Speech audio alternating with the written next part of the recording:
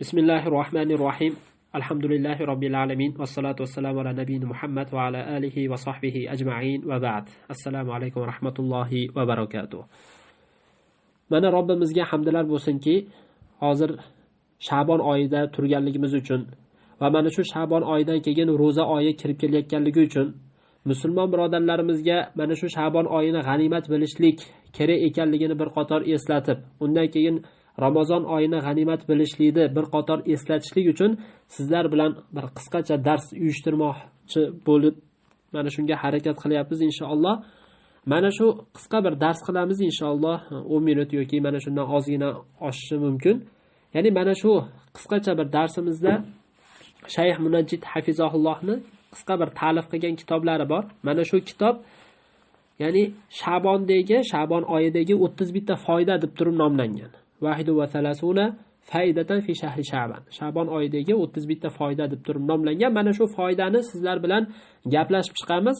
Mana shu Sha'bon oyida turganligimiz uchun va mana shu Sha'bon oyini g'animat bilib qolishimiz uchun mana shu foydalarni inshaalloh bir o'zingizga lozim tutasiz degan umiddamiz albatta. Xo'p, birinchi navbatda biz mana shu aytdik, kichkina kitobcha bu. Kichkina, o'ta bir muxtasar kitoblardan va yana mana shu muxtasar kitob bo'lishligiga qaramasdan, ya'ni Sha'bon oyi haqidagi bir risolacha, arab tilida risolacha deb turib nomlanadi. Xo'p, buni yozgan shayx kim yozgan deb aytilsa, Muhammad Solih al-Munajjid degan kishi yozgan. Muhammad Solih al-Munajjid. Ya'ni hozirgi kunda bu kishi katta shayxlardan deb turib hisoblanadi. 58-59 ga kirgan, shu yosh atrofida.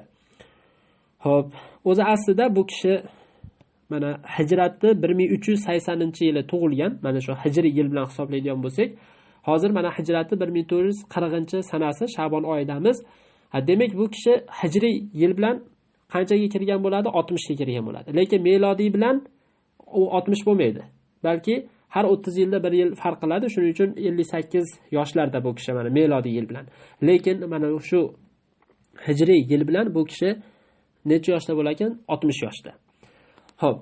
Demak, bu shayx o'zi asli nasl nasabi Suriyaga borib taqaladi. O'zi asli Dimashqlik. Lekin bu kishi o'zi asli Madinada katta bo'lib, ana shu yerda ilm o'qib, ana shu yerda Shayx Ibn Boz, Shayx Usaymin, Shayx Alboniy rahmatullohi alayhim. Alloh taoloning ularga rahmati bo'lsin va ham undan keyin Shayx Jibriy, Shinqiti, bir qancha shayxlarda, Favzon, katta mana shayxlarda ko'pchiligimiz taniymiz, bilamiz, eshitganmiz. Mana shu shayxlarda bu kishi ilm tahsil qilgan. Nihoyatda ilmi nihoyatda mo'l-ko'l bo'lgan kishilardan va hozirgi kunda bu kishi ko'p fatvolari bilan butun bir ummatni foydalantirib turibdi. Nihoyatda ko'p masalan foydasi bor. Endi mana shu kishi ham talib ilmlarga ko'proq foyda beradi va hamda shu bilan birgalikda umumiy odamlarni misol uchun ko'proq o'ylab turib mana shunaqa kichkina risolacha kitoblarni yozadi. Va yana bu kishini masalan o'zi Ramazonga oid bo'lgan bir qancha kitoblari bor. Ya'ni kichkina muxtasar kitoblardan. Hozir bizning qo'limizda turgan mana shu Sha'bon oyi haqida kichkina yozilgan kitoblardan. Va hamda undan keyin ro'zadorni Zadus Soim degan ro'zador odamni ozuqasi deb turib Ramazonga ta'alluqli qilib yozgan. Inshaalloh Robbimiz agar vaqt beradigan bo'lsa, mana shu kitobchalarni ham siz bilan bir gaplashib chiqamiz. Nima uchun? O'zimizga manfaat olishimiz uchun. Albatta bunga o'xshagan masalan ma'lumotlarni biz eshitgan bo'lishimiz mumkin, lekin Alloh subhanahu va taolo fazakir fa inna zikra tanfa'ul mu'minin. Eslating, zero eslatishlik mu'minlarga foyda beradi deyapti. Albatta biz mu'min bo'ladigan bo'lsak, albatta foyda olamiz. Mana shu narsani hech qachon unutmang. Demak, hozir Sha'bon oyida turganligimiz uchun Sha'bon oyini mana aytyapmiz 31 ta foyda deb turib. Sha'bon oyi o'zi nima ekanligini o'zi bizga boshida shayx tushuntirib beradi. Ya'ni mana shunga o'xshab 1-chi, 2-chi, 3-chi foyda qilib turib gaplashib ketamiz.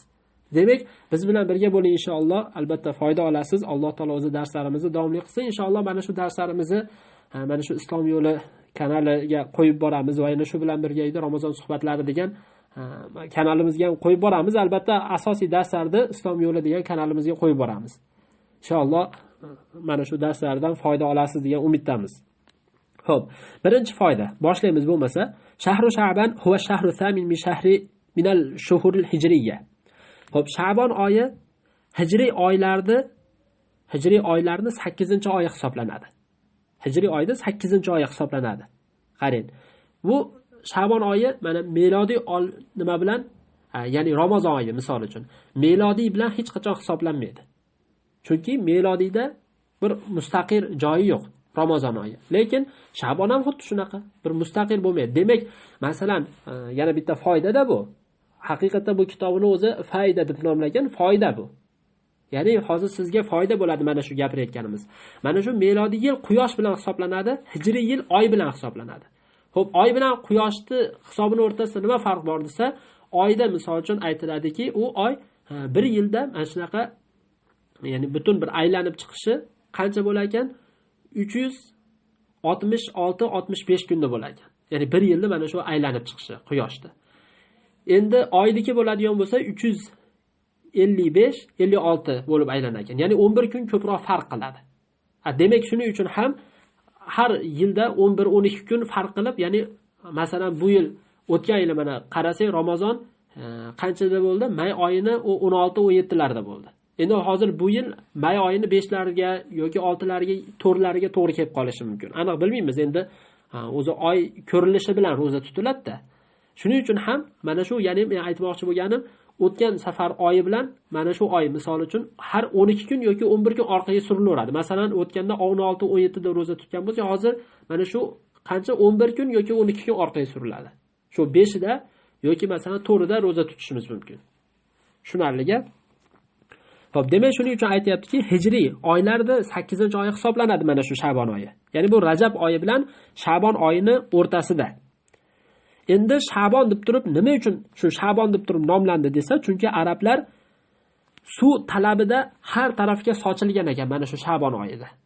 Shuning uchun Sha'bon deb turib nomlangan ekan, vallohu alam. Yana aytiladiki, butun qabilalar g'orlarga bo'linib kirib ketgan ekan. Qabilalar g'or, ya'ni g'or endi oddiy g'or, mana shu ibodat uchunmi, boshqa narsa uchunmi bo'linib kirib ketgan. Va yana bu bitta ma'nosi, yana bitta aytilgan. Nima deyilgan? Sha'aba degan, ya'ni zohira bayna shahr Rajab va Ramazon. Rajab va Ramazon o'rtasida mashhur bo'lib qolgan oy bo'lganligi uchun, ya'ni ko'rinib qoldi degan bir ma'noda deb turib nomlangan. Ya'ni u ma'lum oy, hamma biladigan oy deb turib nomlangan ekan. Demak, mana shu 3 ta nomda aytgan. 3 ta nomda aytgan. Demak, tushunarli. Jami bu, masalan, Sha'bonlar deb aytishimiz uchun bu o'zbekchada bo'laveradi, Sha'bonlar deb aytsangiz. Lekin arab tilida sha'abin deb turib aytiladi.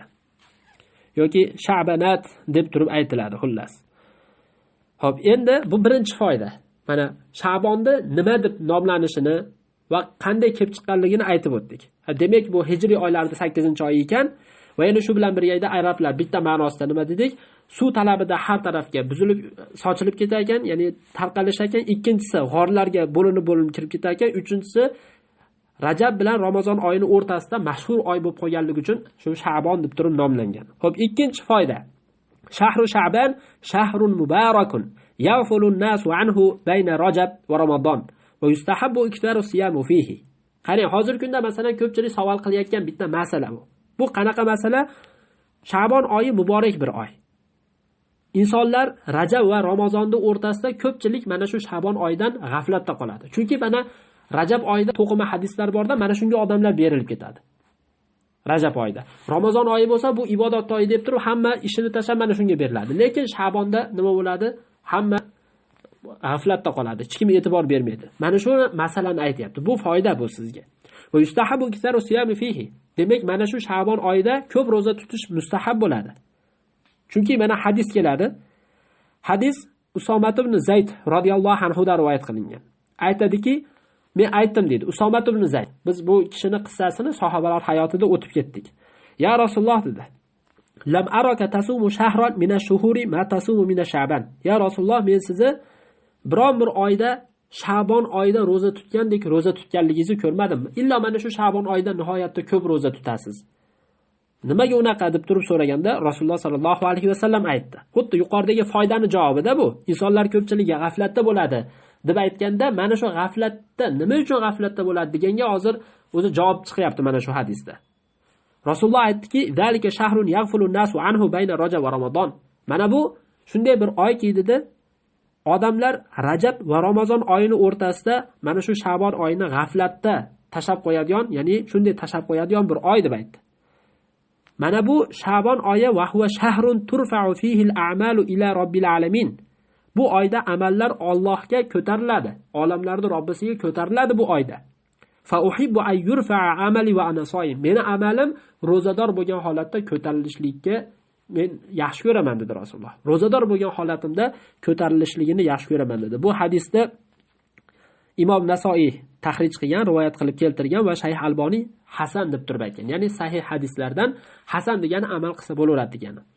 So'zsiz amal qilsa bo'laveradi degan. Demak, o'z-o'zidan ko'proq roza tutishlikka o'z-o'zidan bu nimada targ'ib bor. Mana ko'pchilik masalan Sha'bon oyidagi savollar so'rashdi. Ko'pchilik nima bo'ladi? Nima oyida? Rajab oyi haqida.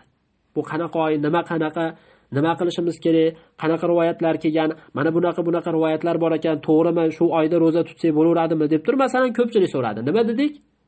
Biz yo'q, bu oyda u Rajab oyida ko'p haligi to'qima hadislar bor. Ya'ni hozir bu yerda aytmoqchi bo'lganim, ko'p odamlar mana shu nimaga e'tibor berishadi?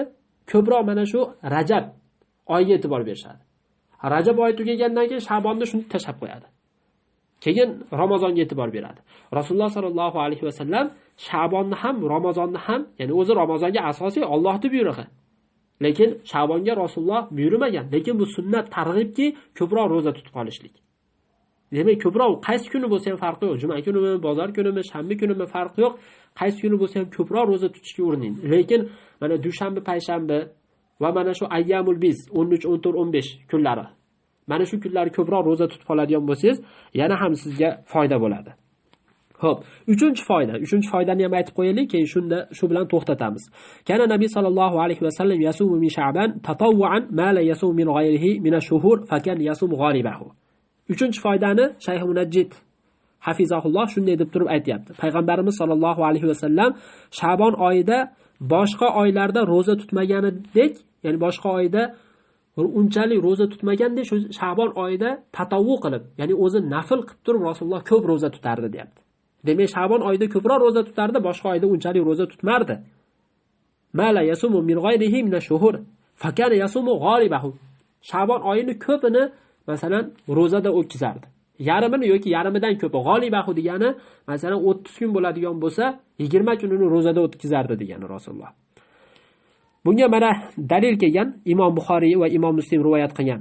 Rivoyat kama qolat ummul mu'minin Aisha radhiyallohu anha, onamiz Oysha onamiz radhiyallohu anha aytibdilarki, ma ra'aytu Rasululloh sallallohu alayhi vasallam istakmala siyama shahrin qattu illa Ramazon. Men Rasululloh sallallohu alayhi vasallamda biron bir oyni rozasini to'liq qilganligini ko'rmaganman. Illa Ramazon oyining rozasini to'liq qilib tutgan. Bo'ldi, bu ma'lum. Ramazon oyining rozasini to'liq qilib tutishlik ma'lum. Va ma ra'aytuhu fi shahrin akthara minhu siyaman fi Sha'ban. Va yana qarang, hadis davomida mana bizning mavzuyimizga tegishli. Hozir mana shu oyda turibmiz. Ya'ni mana shu oyda Sha'bon oyini bir necha kun o'tib ketdi hozir. O 5-6 damimiz, 5dami, 6dami shunga o'xshagan vaqt o'tib qoldi hozir. Demak, qaynaqa oydamiz ekan? Va ma ra'aytuhu fi shahri akthara minhu siyaman fi Sha'ban deyapti. Sha'bon oyida roza tutganda biron bir oyda ko'proq roza tutganligini ko'rmadim degan. Demak, Rasululloh Sha'bon oyida ko'proq roza tutib qolgan ekan. Mana shunga ham e'tibor beraylik. Yana boshqa bir rivoyatda keladi. Bu rivoyat ham Buxoriy rivoyati. Kana yasumu Sha'bana kullahu. Sha'bonni hammasida roza tutardi. Kana yasumu Sha'ban illa qalila. Sha'bonda Rasululloh faqat bir necha kun rozasini ochardi, lekin qolgan hamma kunlari roza tutardi degan. Mana shu bizga o'zi katta bir foyda bo'ladi. Alloh taolo o'zi haqiqatan ham foydali ilm bersin. Vallohu alam. Inshaalloh kelasi safar darsimizda 4-foydadan davom ettiramiz. Subhanakallohumma va bihamdika la ilaha illa anta astag'firuka va atubu ilayk.